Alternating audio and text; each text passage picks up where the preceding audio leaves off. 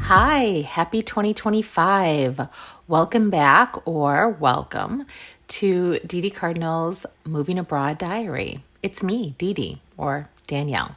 This podcast is just going to be a life update, and it's going to be very quick, and then what I hope to do in 2025. It's only day 22, and we have already experienced so much.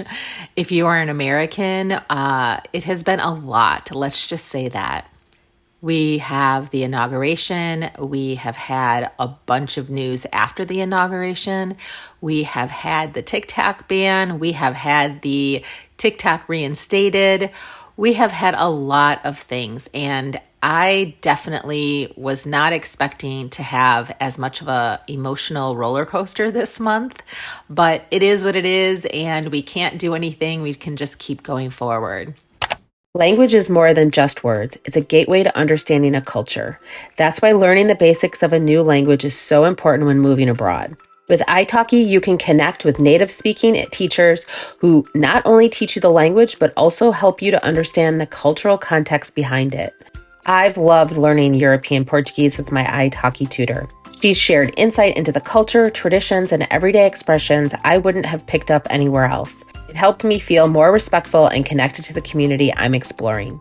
With over 130 languages to choose from and flexible learning options, italki fits into any schedule and learning styles. Use my code in the show notes to start your language learning journey and build bridges with your new neighbors. The one thing that I am going to personally kind of investigate this year for myself is this weird intersection when you move abroad that you get when, I don't know when it really started for me. I think it started probably about a year after I moved abroad. But it's this intersection of trying to step away from American politics, American TV, American media, and step into your own new culture, but also feeling really guilty about being able to step into your new culture. I know a lot of people think that they can't move abroad due to finances, due to children, due to custody of their children, due to elderly parents, or maybe a partner that doesn't want to move, or maybe they're just scared. And then I do know that there are people who literally financially cannot move abroad. And I was both of these people at one point in my life. I really wasn't very focused. And I'm not saying that everybody, if they just focus hard, I'm not saying you should Dave Ramsey it. What I'm saying is that for me personally, it had always been a dream to move abroad. It had always been a thought of traveling long-term and maybe leaving the US, not necessarily knowing which country I would end up in, but knowing that I was not feeling myself in the US. Let's just say that.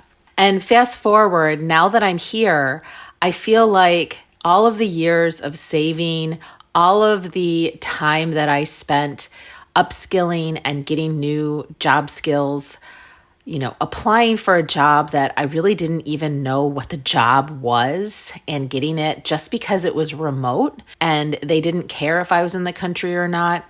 All of that led me to here.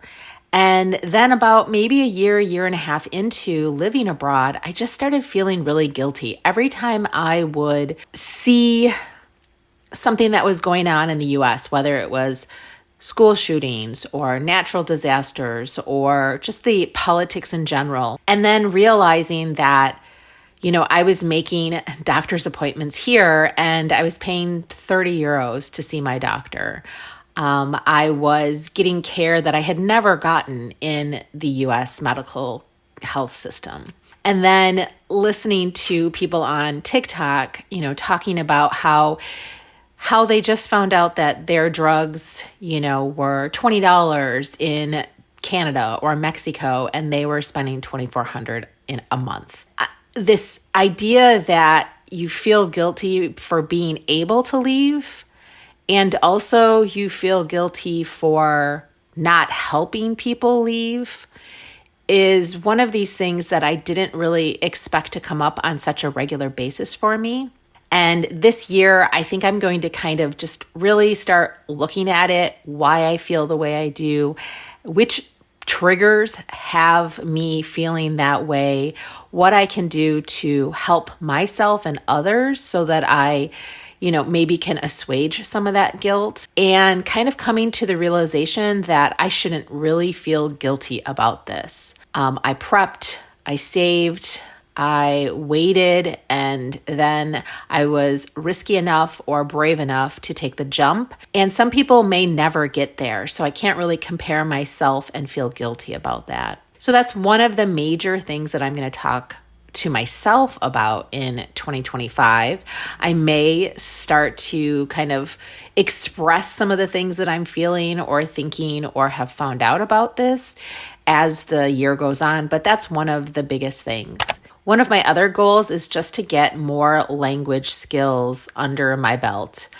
I feel like I have a basic knowledge of Portuguese, and I've gone through A1 and A2, but I just don't feel that I have translated that into talking on a regular basis in public with people who are Portuguese or even who are not Portuguese.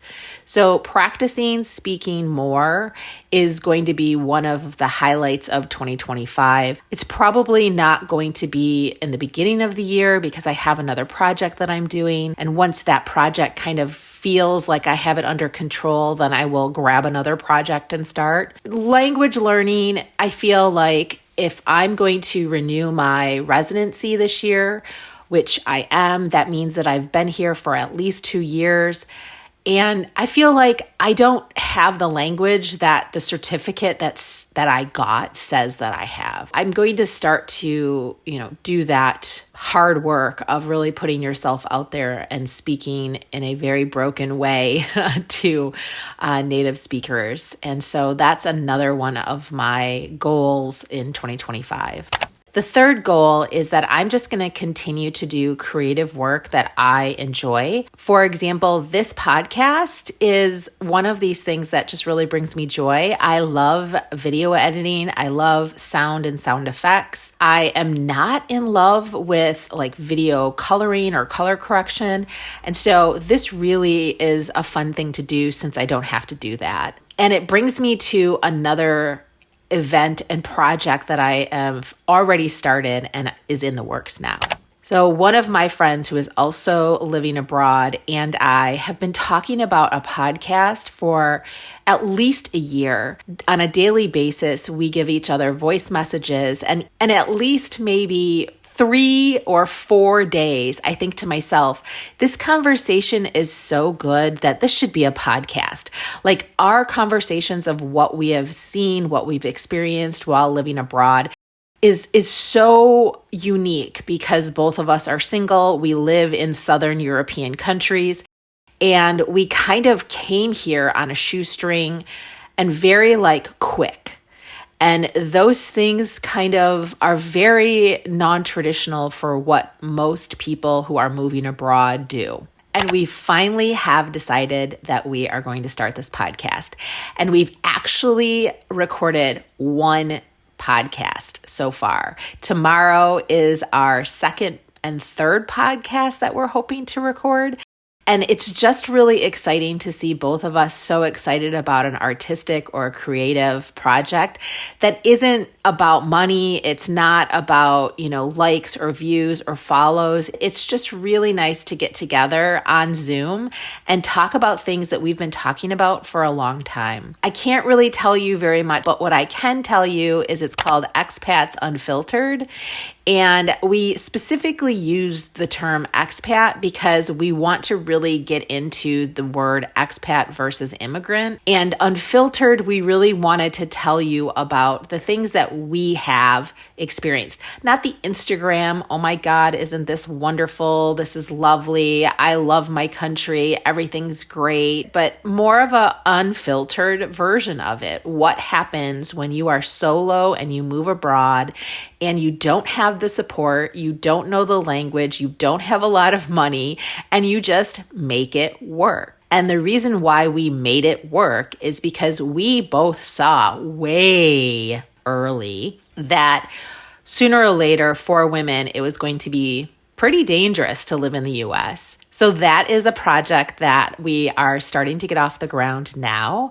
And I don't know when the podcasts will start, but I do know that we will be on all the regular podcast channels. And I don't know, maybe we'll have a Substack just for the podcast. We'll see. But those are the three major things or goals that I'm planning on working on this year.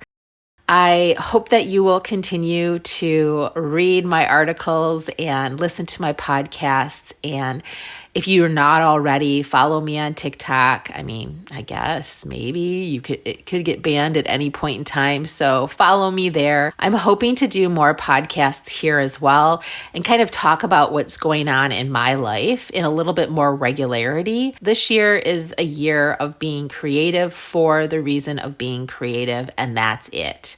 I want to feel good this whole year. I want to feel guilt-free. I want to feel like I'm doing things that I want to try. And maybe it'll go one podcast, one article, one podcast, two articles. I just don't know at this point. In the meantime, please leave a comment, a question, anything that you want to know about moving abroad, living abroad. I'll either cover it here or in our Expats Unfiltered. And if you could do me a huge favor, just sign up to our newsletter for Expats Unfiltered. It will let you know as soon as we are launching. And so that's the best way to kind of figure out what's happening with that podcast as well. All right, until the next time, thank you guys. Bye.